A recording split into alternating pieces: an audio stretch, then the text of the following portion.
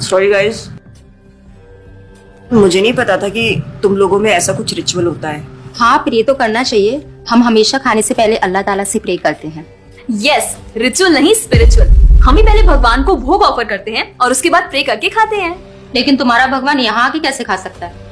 जैसे वो तुम्हारी दुआ कानों से सुन सकता है, वो वैसे ही यहाँ पर आके खा भी सकता है। भगवान का फॉर्म पर्सनल है। अगर वो कानों से सुन सकते हैं तो मुंह से आके खा भी सकते हैं। उनके कान और मुंह दोनों है। शालिनी, तुम प्रे नहीं करती खाना खाने से पहले? नहीं, लेकिन मेरे चाचा ने एक बार कहा था कि हमको वो गॉड ऑफ फूड को और फार्मर्स को थैंक यू बोलना चाहिए। You mean Annapurna Devi? What? God of food. Yes, हमें उन्हें थैंक करना चाहिए और साथ में फार्मर्स को भी। But I believe in watering the roots. देखो, हम हमेशा क्रिएशन को तो अप्रिशिएट करते ही हैं, लेकिन हम क्रिएटर को ना अप्रिशिएट करना भूल जाते हैं। अभी सोचो, पानी ना हो, हवा ना हो, उपजाऊ मिट्टी या धरती माँ ना हो, तो फार्मर क्या कर लेगा? So I believe that we should be thanking the Creator, the Lord, who is providing us with all the basic necessities. Point. अब तुम किस किस को थैंक करेगा? वैसे भी तुम्हारे 33 करोड़ तो देवी देवता है। बताओ, किस किस को थैंक करेगा तुम? और शांति, तुम बताओ, तुम किस गॉड को मानता है? मैं ऐसे किसी गॉड को नहीं मानती, लेकिन I think Shiva is a big god. See, I am very sorry, but आपने अपने वो बड़े भगवान का स्टोरी तो सुना होगा ना, जहाँ वो अपनी मरी हुई वाइफ को शोल्डर पर लेकर पूरे इंडिया का चक्कर लगा रहा है।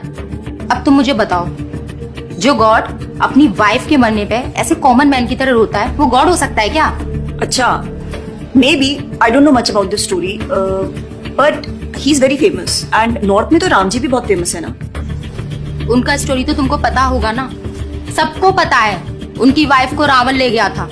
हाँ, पता है। अब तुम मुझे बताओ, वो गॉड है? वो अपनी वाइफ को भी अकेला नहीं बचा के ला सकता।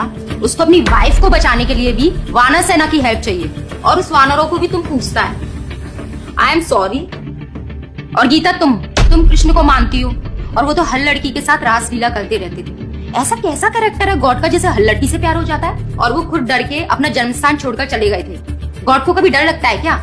और जिसे खुद डर लग रहा है, वो तुम लोगों की हेल्प कैसे करेगा? शिट यार, this is so complicated and confusing. It is confusing because you are following the wrong path. It is very beautiful and sacred. I will show you the right path. Enough, Asifa. I know what you're trying to do. And Shalini, कुछ भी confusing नहीं है। You know what the problem is कि तुझे पता ही नहीं है, क्योंकि तूने आज तक शास्त्र ही नहीं पढ़े हैं। तो पता कैसे चलेगा कि क्या सही है और क्या गलत? जन्म कर्म च मे दिव्यम एवं योवेति तत्वतः त्यक्त्वा देहम पुनर्जन्म नैति मामेति सो अर्जुना। भगवान की लीलाओं को समझना इतना आसान नहीं है। उसके लिए शास्त्रों का अध्ययन करना पड़ता है, और वो भी एक प्रामाणिक गुरु के अंडर रह के, उनकी शरण लेके। अब अगर तुमने शास्त्र पढ़े होते तो तुमको ये पता होता कि शिव जी ने जो इमोशंस उसमें दिखाए थे वो शोक नहीं, विरह था। विरह विरह दोनों सेम नहीं होते क्या? Let's start from the basics. शोक इज मटेरियल एंड विरह इज स्पिरिचुअल। शोक ना दुख की अनुभूति कराता है, whereas जो विरह है उसमें जो सेपरेशन की फीलिंग होती है ना, वो सुख का अनुभव कराती है।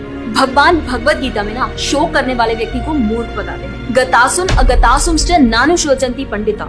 A wise man never laments for the living nor for the dead. Bhagavad Gita chapter 2 text 11। अपनों की मौत पे आंसू बहाना शोक है, लेकिन वही रामायण देखते देखते जो आंसू निकले ना, वो विरह है, विरह। और ऐसे विरह से हमारा भगवान के प्रति प्रेम बढ़ता है। तो जिस तरह से शिव जी ने विरह को दिखाया था, उसी तरह राम जी भी सीता मैया के जाने के बाद विरह में भटकते हुए रो रहे हैं। और यही नहीं, सीता देवी इतनी प्योर है ना कि उन्हें राम जी के अलावा कोई टच भी नहीं कर सकता था।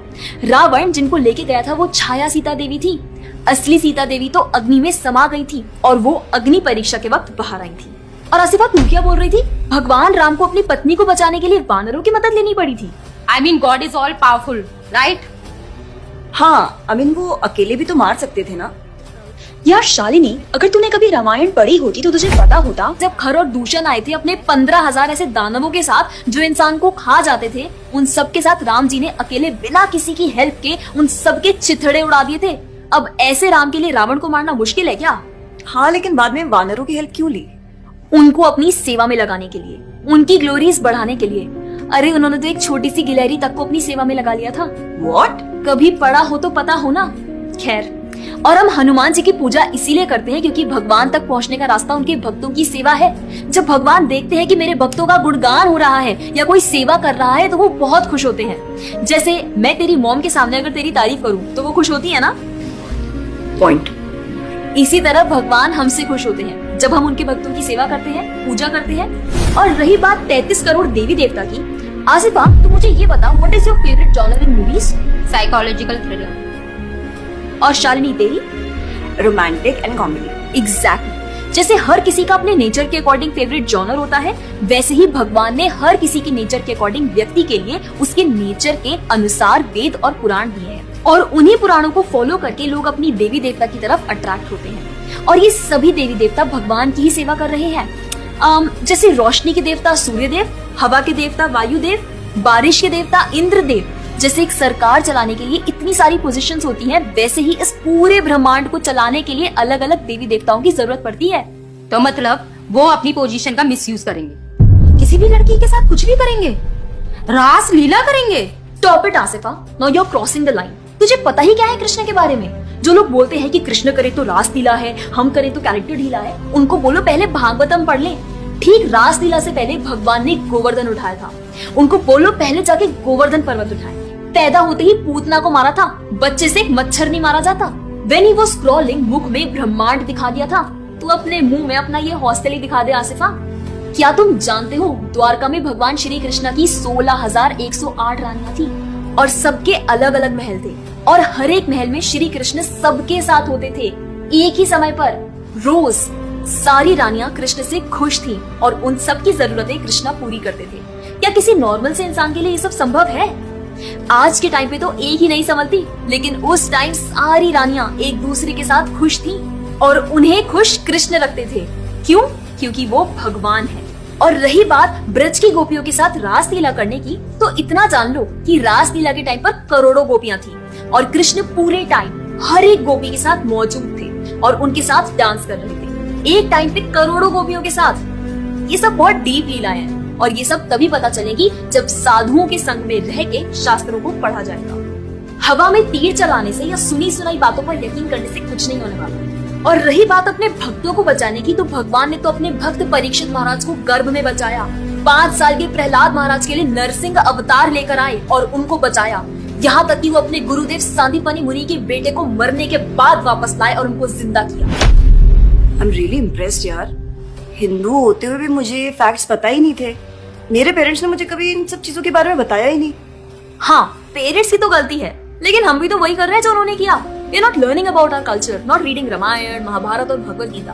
आजकल तो ये सब कुछ रीड करना बहुत इजी भी है यार। Everything is available on our phones, and the problem is that we don't want to learn। और इसीलिए हमें कोई कुछ भी बोलता है और हम उसे मान लेते हैं और अपने बिलीफ को चेंज करने के लिए रेडी हो जाते हैं। एक्चुअली में पता है, किसी का हार्ट ट्रांसफॉर्म करना है तो प्यार से करो, ज्ञान से करो, पैसे और तलवार से नहीं। और अब बारी आपकी है। अगर आप भी चाहते हैं कि कोई एड़ा गेड़ा नत्थु गेड़ा अगर आपको कुछ भी ना बोल जाए, आपका बेवकूफ ना बनाए, तो जाइए और अपने कल्चर के बारे में जानिए, ग्रंथ पढ़िए और अपने बच्चों को भी पढ़ाइए। जाकर इस वीडियो को जितना हो सके उतना शेयर करिए ताकि कोई और लड़का या लड़की इस केरला स्टोरी का शिकार ना बने। और हाँ, इस वीडियो को लाइक करें और भक्ति टुडे चैनल को सब्सक्राइब करें।